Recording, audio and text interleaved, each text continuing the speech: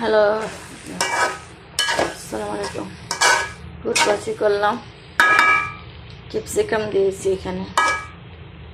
আচ্ছা, ক্যাপসিকাম শরবা বানাচ্ছি, মানে গোস্ত টোস্ত না, এমনি একটু টমেটো, ধনিয়া পাতা, গোলমরিচ, জিরা। এখানে 2 রকম নুডলস আছে, পাস্তা।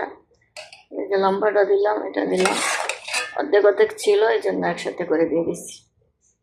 করে ঠান্ডা পানিতে ঝরাই নিলাম।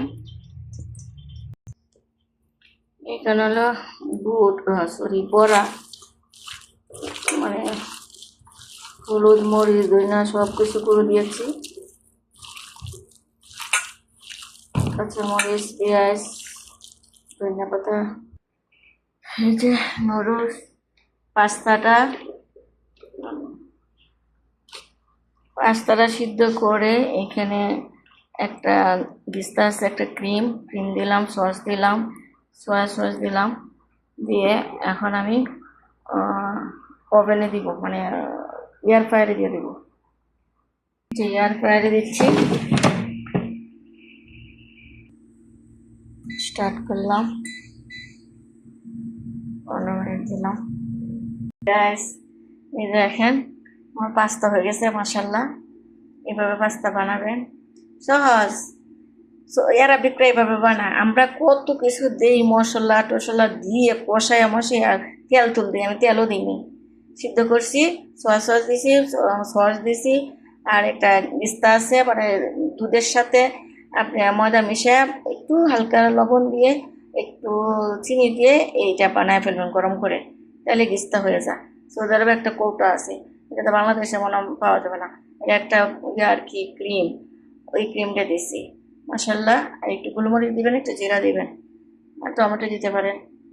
যে সুন্দর হয়েছে, আমার খুব ভালো লাগে। সৌদিরা বানা, ওরা গোস্ত দেবো না, হালকা একটু মুরগি গোস্ত আসলে ছিঁড়া ছিঁড়া দিছি, যে সুন্দর হয়েছে। ডিম দিছি, ভালো করে দেখাবো না কিভাবে পাস্তা বানা, আজকে তাড়াহুড়া করে, মানে সিদ্ধ করে এবার মাখায় সুন্দর করে বসা দিছি।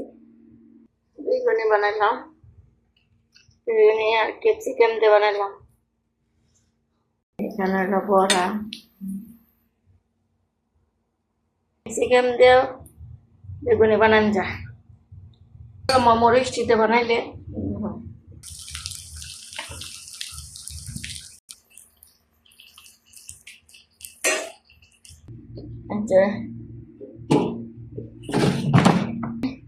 পাস্তাটা বাইর করছি, যে আজকে পাস্তা বানাইলাম অ্যারাবিক স্টাইলের পাস্তা। এটা হলো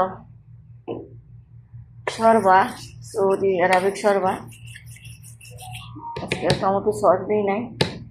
এটা হলো ফ্রুট সালাদ, এটা বুট, বেগুনি আর বড়া, আর ক্যাপসিকাম দিয়েও বেগুনি বানাইছি। এখানে হলো বুট,